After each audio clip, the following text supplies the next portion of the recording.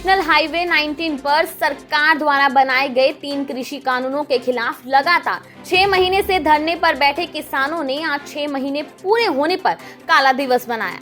किसानों ने एकत्रित होकर प्रधानमंत्री नरेंद्र मोदी और हरियाणा के मुख्यमंत्री मनोहर लाल खट्टर के पुतले पर जूता चप्पलों की माला पहनाकर पुतला फूका और सरकार के खिलाफ जमकर नारेबाजी की। किसानों ने अपने सर पर और वाहन पर बाजुओं पर काले झंडे लगाए। काले झंडे हाथों में लेकर किसान धरने पर बैठ गए। आपको बता दें कि कृषि कानून के विरोध में किसान आंदोलन को चलते चलते आज 6 महीने पूरे हो गए हैं।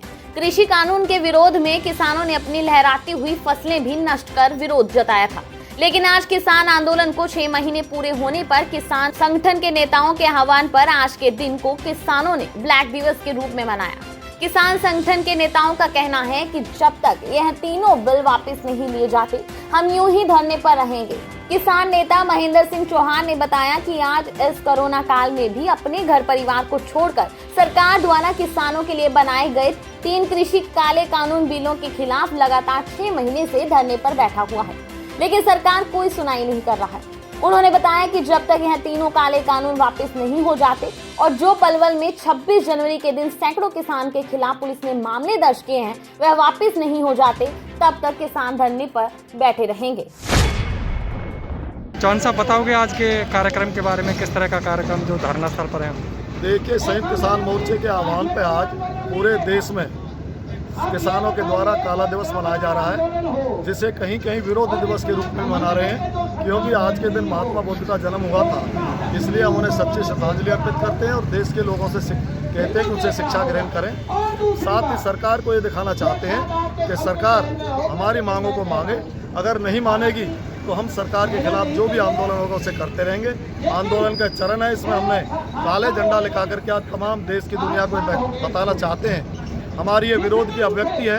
काले झंडा लेकर के सरकार हमारी बातों को नहीं मान रही और हम आज माननीय प्रधानमंत्री जी का पुतला भी फूकेंगे। उसका भी आज से यही है कि अपनी भावनाओं से अवगत कराना चाहते हैं। उसके बाद हम शाम को हम आज के जो डीसी साहब हैं उन्हें अपने राष्ट्रपति के नाम एक ज्ञापन भी देंगे, ताकि सरकार को ये कहा जा सके कि 3 कृषि कानूनों को वापस लें और MSP पर कानून बनाएं। जो किसानों की लंबित मांगें हैं उन सभी को माने और विरोध को खत्म करें। और इस देश की तरक्की में किसान ने जैसे साथ दिया था, आगे भी किसान साथ देने के लिए तैयार है।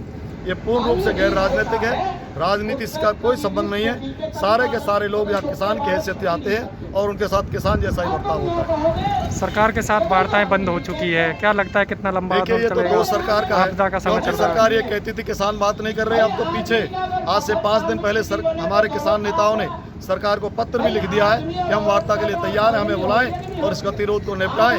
और कोरोना काल में इस देश को जो आपत्ति आई उसमें किसान पूरा सहयोग देने के लिए तैयार है, लेकिन दुर्भाग्य की बात है कि सरकार ने आज तक किसान नेताओं से कोई बात नहीं की। जैसा कि विपक्ष की पार्टियों ने भी किसान आंदोलन को अपना समर्थन दिया है, तो लगता है कि इससे आपके किसान आंदोलन को पंख मिलेंगे? निस्संदेह इस देश, अगर देखिए राजनीतिक पार्टी को किसी को सहयोग देती है तो उसमें भी तो इंसान इस देश के ही हैं। वो भी किसान है, वो भी मजदूर है, वो भी कर्मचारी है, वो भी व्यापारी है। अगर सभी के सभी लोग हमें समर्थन दे रहे हैं, इसका मतलब ये है कि हमारी बात संविधान सम्मत है, हमारी बात जायज़ है। और जायज़ होने के नाते एक मजबूत विपक्ष का किसी मांग के समर्थन में आना बहुत अच्छी बात है। पलवल के किसानों के खिलाफ मुकदमे दर्ज हुए थे जी, तो उन पर क्या है, वो वापसी हुए हैं या नहीं? जी, हम ये कहना चाहते हैं कि 26 जनवरी को जो हमारे साथ सीकरी में बहुत बेरहमी के साथ सरकार के कहने पे पुलिस के अधिकारियों ने जो अमानवीय व्यवहार किया था, उस समय जो हमारे खिलाफ झूठे मुकदमे बनाए थे, उसके बाद यहाँ 26 मार्च को मुकदमे बनाए थे।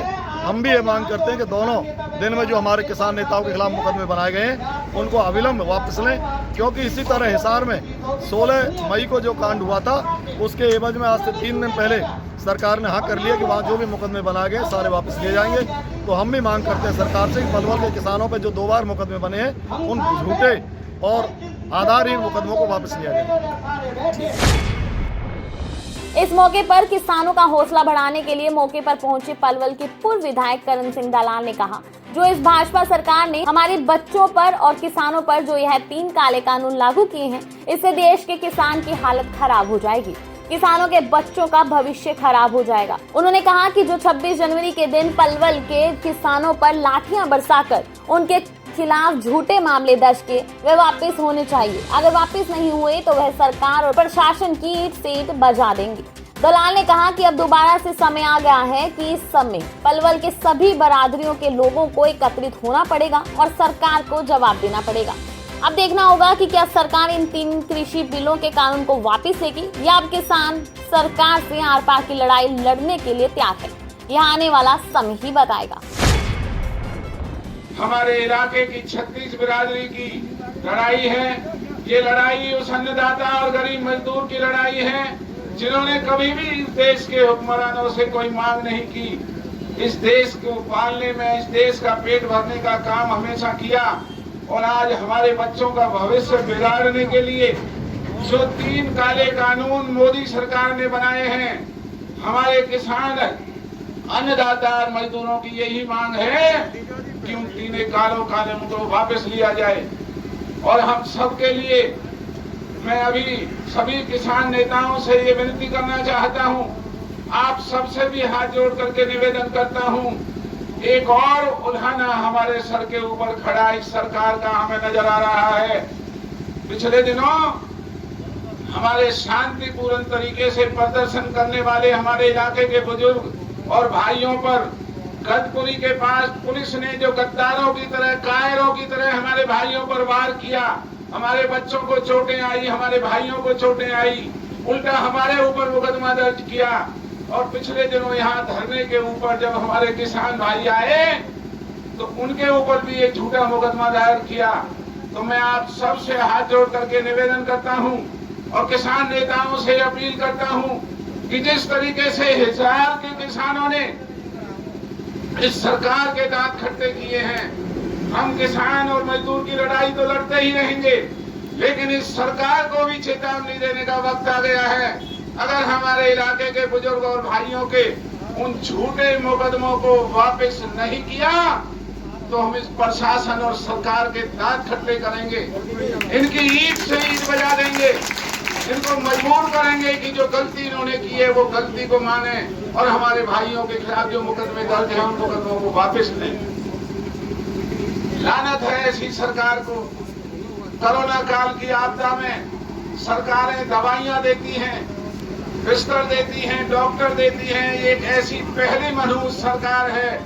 किसान धरनों पर बैठे हुए हैं, उन्हें कोई पूछने के लिए आने को तैयार नहीं कि आपको कोई दवाई या किसी वैक्सीन की जरूरत है। अस्पतालों के अंदर सरकार के विधायक और सांसदों के चहेते लोग नकली दवाइयों को हजार रुपए की दवाई को खरीद करके लाखों में कालाबाजारी करते रहे। ऑक्सीजन जैसी चीज इस हरियाणा में जो वेल्डिंग के काम आती है, ऑक्सीजन जो मनुष्यों को नहीं दी जा सकती बीमारी के समय में, लानत है इस सरकार को। वेल्डिंग करने वाली ऑक्सीजन के सिलेंडरों की कालाबाजारी करके मरीजों के शरीर में चढ़ाने का काम किया। ये गुनाह जो इस भारतीय जनता पार्टी ने कालाबाजारी दवाइयों की, कालाबाजारी ऑक्सीजन की, ऑक्सीजन भी असली ना होकर के नकली ऑक्सीजन लोगों तक पहुंचाना, और आज वैक्सीन के लिए लाइनों में लोग खड़े रहते हैं। भारतीय जनता पार्टी के लोग वैक्सीन की भी कालाबाजारी करने से पीछे नहीं हट रहे हैं। जो स्वामी जी ने कहा, हमारी बहन जी ने कहा, शशि बहन जी ने और भी सब नेताओं ने मेरे से पहले कहा, वक्त आ गया है। हमारा विश्राम 2 महीने का पूरा हो चुका, लेकिन अब हमारे इलाके को फिर खड़ा होना होगा। आप सबके माध्यम से, जेलदार साहब से, सभी पालों के प्रधानों से, शहर की सरदारी हमारे राजपूत भाइयों से लेकर के दलित समाज तक सभी इलाके की पाले और सभी हमारे सरदार, यहाँ सभी बिरादरी के लोग आए हुए हैं। मैं आपसे हाथ जोड़ करके निवेदन करता हूँ कि अब फिर से खड़ा होने का वक्त आ गया है। फिर से हमारे इलाके को अंगड़ाई लेनी होगी, हमें अपनी ताकत एक दफा फिर से दिखानी होगी, और अब की दफा आप ताकत दिखाएंगे तो मैं आपको विश्वास दिलाता हूं कि हमारी जीत होगी। 3 काले कानून वापस होंगे, हमारे मुकदमे वापस होंगे और हमारे इलाके का नाम इस देश और दुनिया में रोशन होगा। इन्हीं शब्दों के साथ मैं ज्यादा ना कहता हुआ आप सभी का अभिनंदन करता हूं, धन्यवाद करता हूं। दी बॉटल के लिए पलवल से ऋषि भारद्वाज की रिपोर्ट। अगर आपको हमारी यह वीडियो पसंद आई तो दी बॉटल को सब्सक्राइब, लाइक, शेयर और कमेंट करना ना भूलिएगा।